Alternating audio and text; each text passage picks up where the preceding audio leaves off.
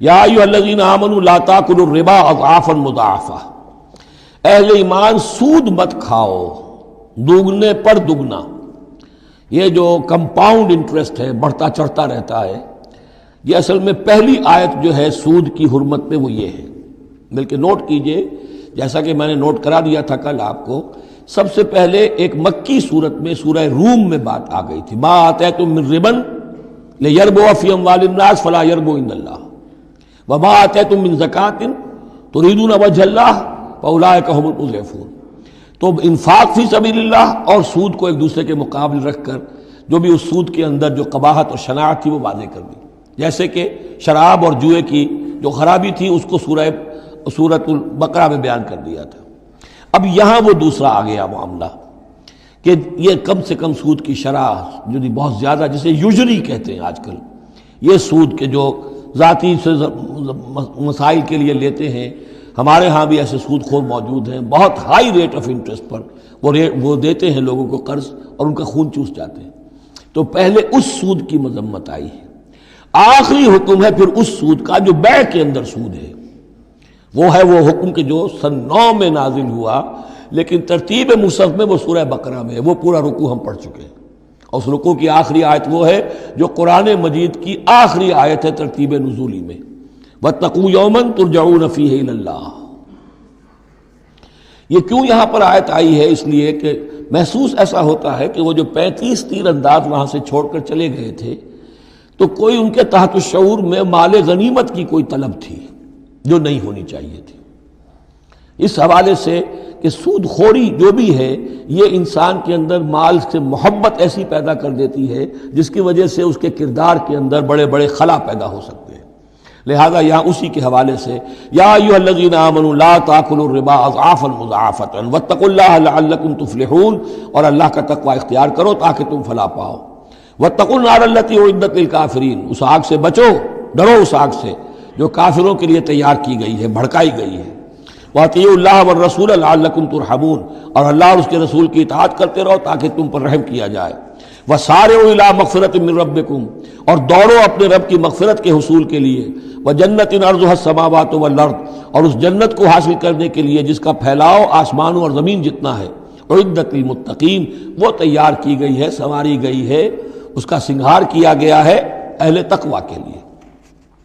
الذین ينفقون فی السراء والضراء، وہ لوگ جو خرچ کرتے ہیں، سود کے مقابلے میں انفاق، یہ تقابل پھر دیکھ لیجئے، جو خرچ کرتے ہیں سرائے خوشی میں بھی، والضراء خود تنگ دست ہیں تب بھی کرتے ہیں چاہے تکلیف میں ہیں، والکاظمین الغیظ، اور وہ لوگ جو اپنے غصے کو پی جانے والے ہیں، والعافین عن الناس، اور وہ لوگ جو لوگوں کی خطاؤں سے درگزر کرتے ہیں انہیں معاف کر دیتے ہیں۔ واللہ یحب المحسنین، اللہ تعالیٰ ایسے محسنین کو پسند کرتا ہے، یہ درجہ احسان ہے، اسلام، ایمان، پھر احسان۔ والذین اذا فعلوا فاحشۃ او ظلموا انفسهم، اور اگر ان میں سے کبھی کسی سے کوئی غلطی ہو جاتی ہے کہ اگر وہ کر بیٹھیں کوئی کھلا گناہ، کوئی بے حیائی کا ارتکاب، یا اپنے اوپر کوئی اور ظلم کر بیٹھے، ذکر اللہ، فوراً انہیں اللہ یاد آ جاتا ہے، فاستغفروا لذنوبہم، تو وہ اللہ تعالیٰ سے استغفار کرتے ہیں۔ یہ مضمون سورہ نساء میں آئے گا کہ اللہ تعالیٰ نے اپنے اوپر واجب ٹھہرایا ہے کہ جو شخص مسلمان صاحب ایمان کو خطا اس سے ہو جائے اور وہ فوراً توبہ کر لے، تو اللہ تعالیٰ جو ہے اس نے اپنے اوپر واجب ٹھہرا لیا ہے کہ اس کی دعا کو ضرور قبول کرے گا۔ وَمَن يَغْفِرُ الذُّنُوبَ إِلَّا اللَّهُ، اور کون ہے جو معاف کر سکے گناہوں کو سوائے اللہ کے۔ وَلَمْ يُصِرُّوا عَلَىٰ مَا فَعَلُوا، اور وہ اپنے اس غلط فعل پر اصرار نہیں کرتے، یعنی یہ کہ کرتے چلے جا رہے ہیں، موت آ گئی تو اب توبہ کریں گے، تب توبہ نہیں ہے۔ ایک خطا ہو گئی، جذبات میں ہو گئی، بھول میں ہو گئی، فوراً ہوش آیا، فوراً جو ہے گڑ گڑائے، فوراً توبہ کی، عزم مصمم کیا، اللہ دوبارہ نہیں کروں گا، پوری پشیمانی کے ساتھ اللہ کی جناب میں اپنے پورے صمیم قلب کے ساتھ توبہ کی، اللہ اس توبہ کی قبول کرنے کی ضمانت دیتا ہے۔ اولئک جزاؤہم مغفرۃ من ربہم، یہ وہ لوگ ہیں کہ جن کا بدلہ ہے ان کے رب کی طرف سے مغفرت، وجنات تجری من تحتہا الانہار خالدین فیہا، اور وہ باغات کے جن کے نیچے یا جن کے دامن میں ندیاں بہتی ہوں گی اور وہ اس میں ہمیشہ ہمیش رہیں گے۔ ونعم اجر العاملین، اور بہت ہی اچھا بدلہ ہے عمل کرنے والوں کے لیے۔ قد خلت من قبلکم سنن فسیروا فی الارض، تم سے پہلے بھی بہت سی قومیں، بہت سے حالات اور واقعات گزر چکے ہیں، فسیروا فی الارض، تو زمین میں گھومو پھرو، فانظروا کیف کان عاقبۃ المکذبین، اور دیکھو کہ کیسا انجام ہوا ہے جھٹلانے والوں کا۔ جب ان کے قریش کے قافلے جاتے تھے وہ شام کی طرف، تو راستے میں تو جو قوم سمود کا مسکن بھی آتا تھا، وہ بستیاں بھی آتی تھیں جن میں کبھی حضرت لوط نے تبلیغ کی تھی، ان کے جو کھنڈرات تھے، تو یاد کرو کہ ان کے ساتھ کیا کچھ ہوا ہے۔ ھذا بیان للناس وھدی وموعظۃ للمتقین، یہ بیان ہے لوگوں کے لیے، وضاحت ہے لوگوں کے لیے، اور ہدایت ہے اور نصیحت ہے متقین کے حق میں۔ ولا تہنوا ولا تحزنوا، یہ آیت بڑی اہم ہے، اور نہ کمزور پڑو اور نہ غم کھاؤ۔ وانتم الاعلون ان کنتم مؤمنین، ہمارا پختہ وعدہ تمہارے ساتھ یہ ہے کہ تم ہی سربلند ہوگے، آخری فتح تمہاری ہوگی، تم ہی سب سے اونچے ہوگے، بشرطے کہ تم مومن ہوئے۔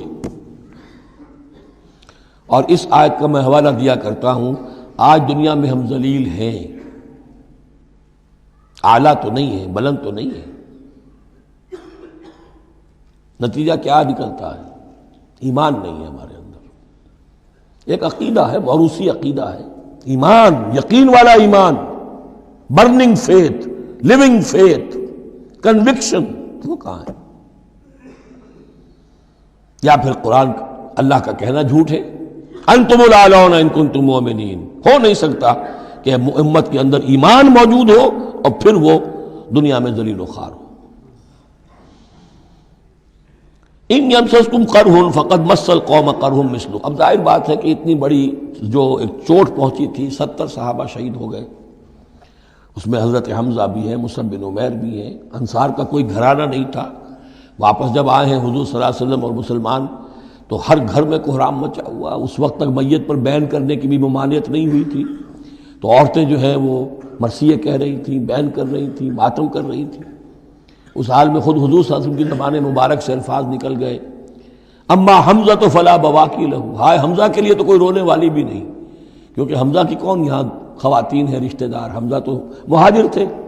انصار کے گھرانے میں جو خواتین ہیں وہ تو اپنے اپنے مردوں کی، اپنے اپنے شہیدوں کی، مقتولوں کی جو ہے وہ کر رہی ہیں، بین کر رہی ہیں۔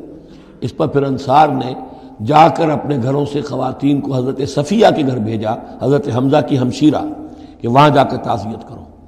تو بہرحال دکھ تو محمد کو بھی پہنچا ہے صلی اللہ علیہ وسلم، آخر یہ حساس دل تھا آپ کا، پتھر کا کوئی ٹکڑا تو نہیں تھا سینے کے اندر، جو بھی زخم پہنچی ہے۔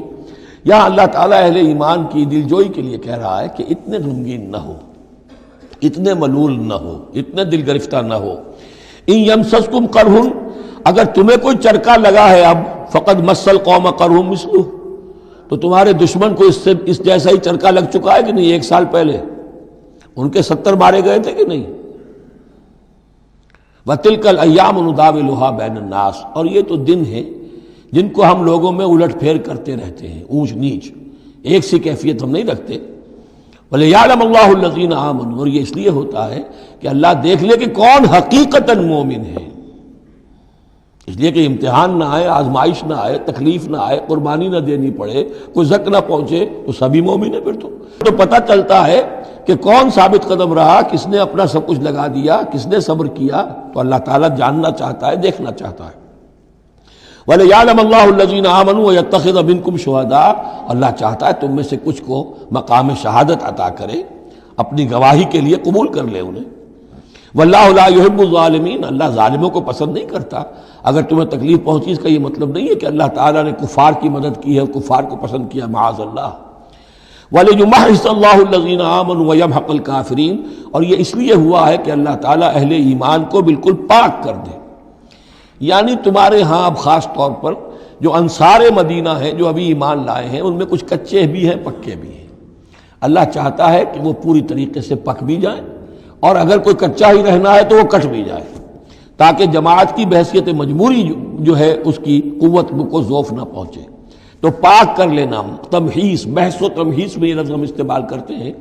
بحث کہتے ہیں کھڑیدنے کو، جیسے جانور جو ہے، کوا جو ہے زمین کو کھڑے گا، پھر جو اسے نظر آئے گا کوئی دانہ ہے یا کوئی کنکر ہے تو علیحدہ کرے گا، اور دانے کو کھائے گا، کنکر کو چھوڑ دے گا۔ تو بحث ہے کھڑیدنا، اور تمحیص ہے جدا کر دینا۔ جو اس کے لیے ایٹیبل ہے، جس کو کھانے کا اس کے لیے ہے صحیح، اس کو لے لے گا۔ تو اللہ تعالیٰ بھی تمہارے اندر جو گڑبڑ ہو گئے ہیں، کچھ مومن صادق بھی ہیں، کچھ منافق بھی ہیں، کچھ پختہ ایمان والے بھی ہیں، کچھ کمزور ایمان والے بھی ہیں، تو یہ تمہیز کی ہے اللہ نے، دکھا دیا یہ 300 اور یہ عبداللہ ابن ابی یہ منافق ہیں، تمہیں نظر آ گیا نہیں، ورنہ کیسے نظر میں آتا؟ وَلِيُمَحِّصَ اللَّهُ الَّذِينَ آمَنُوا، تاکہ اللہ تعالیٰ اہل ایمان کو بالکل خالص کر دے، وَيَمْحَقَ الْكَافِرِينَ، اور کافروں کو مٹا دے۔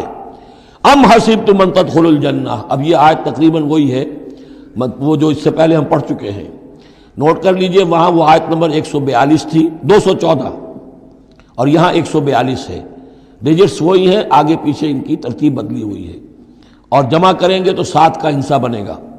آیت نمبر 214 تھی، ام حسبتم ان تدخلوا الجنہ ولما یاتکم مثل الذین خلوا من قبلکم مستهم الباساء والضراء وزلزلوا حتى يقول الرسول والذین آمنوا معه متى نصر اللہ الا ان نصر اللہ قریب۔ وہی ہے آیت اب یہ، ام حسبتم ان تدخلوا الجنہ، کیا تم نے سمجھا تھا کہ جنت میں داخل ہو جاؤ گے؟ وَلَمَّا يَعْلَمِ اللَّهُ الَّذِينَ جَاهَدُوا مِنْكُمْ، ابھی تو اللہ نے دیکھا ہی نہیں ہے تم میں سے کون واقعتاً جہاد کرنے والے ہیں، ابھی تو امتحان ہے، ابھی اس کے امتحان اور بھی ہیں، ابھی تو تمہارے لیے بڑی سے بڑی منزلیں، کڑی سے کڑی منزلیں آنے والی ہیں۔ وَلَمَّا يَعْلَمِ اللَّهُ الَّذِينَ جَاهَدُوا مِنْكُمْ وَيَعْلَمَ الصَّابِرِينَ، اور ابھی تو اللہ تعالیٰ نے دیکھا ہی نہیں ہے کہ کون ہے تمہارے اندر جو واقعتاً اللہ کی راہ میں صبر اور استقامت کا ثبوت دیتے ہیں۔ وَلَقَدْ كُنْتُمْ تَمَنَّوْنَ الْمَوْتَ مِنْ قَبْلِ أَنْ تَلْقَوْهُ، اور تمہارا حال یہ ہے کہ تم موت کی تمنا کرتے تھے اس سے پہلے کہ وہ ان سے ملاقات ہوئی۔ یہ وہ جو نئے لوگ ایمان لائے تھے اور نوجوان تھے، ان کا تھا ہمیں تو شہادت چاہیے اور ہم تو کھلے میدان میں جائیں گے، یہ اب ان کے اوپر تھوڑا سا تبصرہ ہو رہا ہے کہ اس وقت تو شہادت کا بڑا ذوق و شوق جو ہے اور جوش جہاد اور ذوق شہادت کا اظہار ہو رہا تھا، اب تم نے موت دیکھ لی ہے نا، تو یہ ہے موت، اتنی اچھی چیز نہیں ہے موت، اتنی آسانی سے انسان اسے قبول نہیں کرتا۔ وَلَقَدْ كُنْتُمْ تَمَنَّوْنَ الْمَوْتَ مِنْ قَبْلِ أَنْ تَلْقَوْهُ، تم تمنائے کرتے تھے موت کی، شہادت کی، اس سے پہلے کہ اس سے ملاقات ہوتی۔ فَقَدْ رَأَيْتُمُوهُ وَأَنْتُمْ تَنْظُرُونَ، تو اب تم نے اسے دیکھ لیا ہے اپنی آنکھوں سے، نگاہوں سے موت نکلی۔